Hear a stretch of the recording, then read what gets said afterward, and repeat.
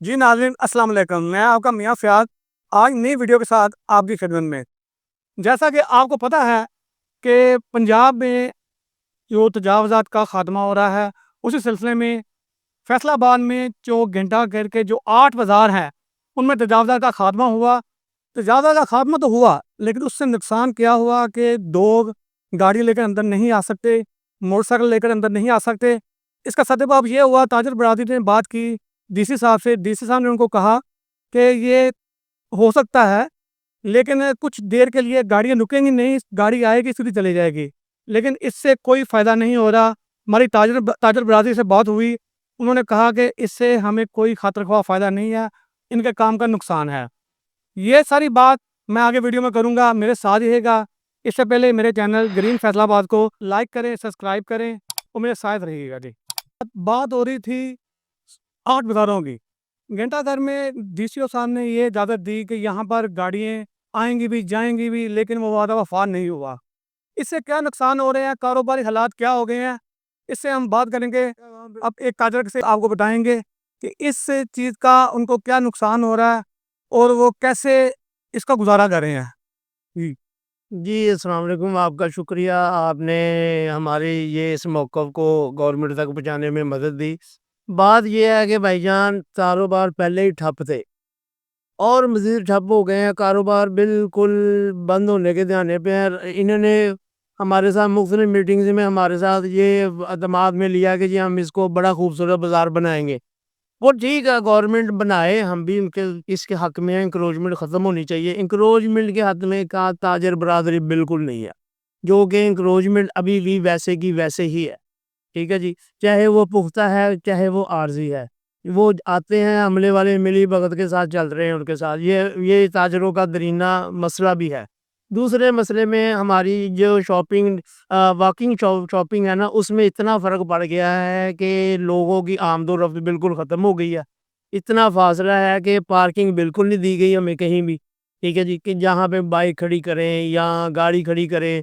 हाँ, पिछले दिनों में हमारे डीसी साहब से मीटिंग हुई थी, उन्होंने कहा था जी कि हम आपको पिक एंड ड्रॉप की सहूलत देंगे, गाड़ी आएगी, कोई अपने छोड़ के चली जाएगी, पार्किंग नहीं होगी।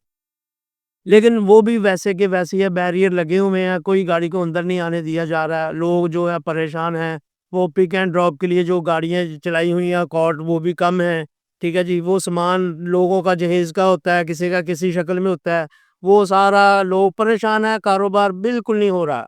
क्योंकि इसमें इसमें हमें विज़न तो अच्छा है सीएम साहब का, हम तायद करते हैं, लेकिन ये विज़न ऐसा है जिससे कारोबार बिल्कुल ठप है, ताजर परेशान। जी, बात कर रहे थे ताजर परेशान, कारोबार ना होने के बराबर। अगर कारोबार ना होंगे तो वो कहाँ से खाएँगे? इससे क्या असर पड़ा है? इससे पाकिस्तान, पंजाब, फैसलाबाद पंजाब का बहुत बड़ा शहर है। इसकी मईशत से पाकिस्तान का बहुत अच्छा गुज़ारा भी होता है। अगर यहाँ पर काम नहीं होगा, तो हर तरफ नुकसान होगा। मेरी गुज़ारिश है गवर्नमेंट ऑफ पंजाब से कि इनकी बात सुनी जाए, इनको अच्छा कोई लाए-अमल दिया जाए, जिससे पार्किंग का मसला हल हो। और अब देखें, अगर लोडिंग वाली गाड़ियाँ यहाँ पर नहीं आएँगी, सामान ही लेकर आएँगे, ये बेचेंगे क्या? वहाँ से लेकर आएँगे, अगर वो लोडिंग अनलोडिंग का इतने पैसे माँग रहे हैं कि वो इनसे नहीं दिए जा रहे। एक कार पिक एंड ड्रॉप का ये मसला है कि अगर कोई गाड़ी यहाँ पर आती है, वो आकर सामान खरीदेगी तो ठीक है, गाड़ी की पार्किंग बाकायदा नहीं है। अगर कोई बाइक खड़ी करता है, बाइक यहाँ से उठा ली जाती है। सीटीओ साहब से गुज़ारिश है कि इसमें थोड़ा-सा रिलीज़ दें और इनको काम करने दें। ये काम करेंगे तो सारा काम चलेगा। आपकी बहुत मेहरबानी। जी नाज़रीन, बात हो रही थी 8 बाज़ारों की, जो गाड़ी आने की इजाज़त नहीं है, मोटरसाइकिल आने की इजाज़त नहीं है। उस बारे में हम एक ताजर हैं राना उमैर साहब, उनसे बात करेंगे, उनसे उनका मौक़िफ़ पूछेंगे कि इससे क्या मुश्किलात हुई हैं। जी बिस्मिल्लाहिर्रहमानिर्रहीम। मुश्किलात तो देखें ना जी, ये एक गुज़श्ता 1 डेढ़ साल से ये नूरा कुश्ती चल रही है। ये ताजरों के साथ इंतज़ामिया जो ये नारवा सलूक, मैं कहूँगा कि सौतेली माँ वाला जो सलूक कर रही है, वो मैं समझता हूँ ये 8 बाज़ार ये बिज़नेस हब हैं फैसलाबाद का, ये पंजाब का बिज़नेस हब है। ये यहाँ से गवर्नमेंट को करोड़ों में रेवेन्यू जनरेट होता है, बल्कि इन्हें फैसिलिटेट करने की बजाय इन्होंने ये जो 8 बाज़ारों को मॉडरेट करने के बहाने इन्होंने ये जो काम किए हैं। पहले गाड़ी आती थी, बाइक्स आती थी, हमारे कस्टमर आते थे। इनकी पाबंदियों की वजह से वो जो है ना, वो कस्टमर वो दाएं बाएं की जो छोटी मार्केटें हैं वो उधर को चले गए हैं और शहरों में निकल गए हैं।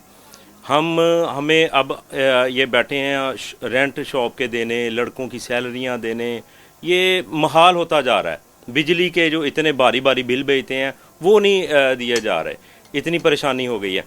ये डीसी साहब से भी मीटिंग्स होती जा रही हैं, ताजरों की यूनियंस की मीटिंग्स हुई, डीसी साहब मान लेते हैं लेकिन उस पर कोई अमल दरामद नहीं होता कि जी हाँ जी हम रिलैक्सेशन करेंगे। अच्छा चलें, हमें बाज़ार के अंदर ये नहीं दे रहे, वो नो पार्किंग जोन बना रहे हैं ये बाज़ारों को, चलें अच्छी बात है, हम इनके साथ हैं, हर तरह के हम इनके साथ हैं, लेकिन इसके अगेंस्ट हमें बाहर तो पार्किंग दें। हमें बाहर भी पार्किंग नहीं दे रहे।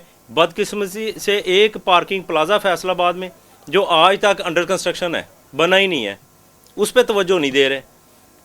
सिर्फ ये कह लें कि ये अखबारों की सुर्खियां बनने के लिए, ये मीडिया पे अपने एक्टिव रहने के लिए ये इस तरह के काम कर देते हैं। ना तो ये पायदार काम है जिनकी वजह से वो ताजर को रिलीफ मिले। चाहिए तो ये था कि ताजर को फैसिलिटेट करते, उसको रिलीफ देते। वो क्या करेगा? वो तो एक अंदर शॉप के अंदर आप उसे कैद कर रहे हैं। कस्टमर को दिखाएंगे तो कोई अंदर आएगा। हमारे काम जो है ना जी, ये लाखों करोड़ों रुपए लगा के हम बैठे हैं और बिलीव करें कि हमारे सर्वाइवल मुश्किल हो गए हैं। ये इंतज़ामिया के सर पे जूं नहीं रेंगती।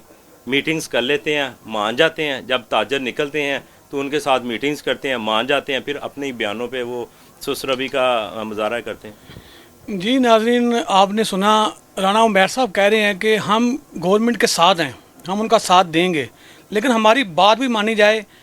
अगर गाड़ी अंदर नहीं आती तो इसके अगेंस्ट हमें एक कार पार्किंग जो फैसलाबाद को अलाट हुई हुई है, लेकिन अभी तक उसमें कोई काम नहीं है। मेरे चैनल ग्रीन फैसलाबाद को लाइक करें, सब्सक्राइब करें। अगले व्लॉग के साथ फिर हाज़िर होंगे। इजाज़त दीजिएगा। अस्सलाम वालेकुम।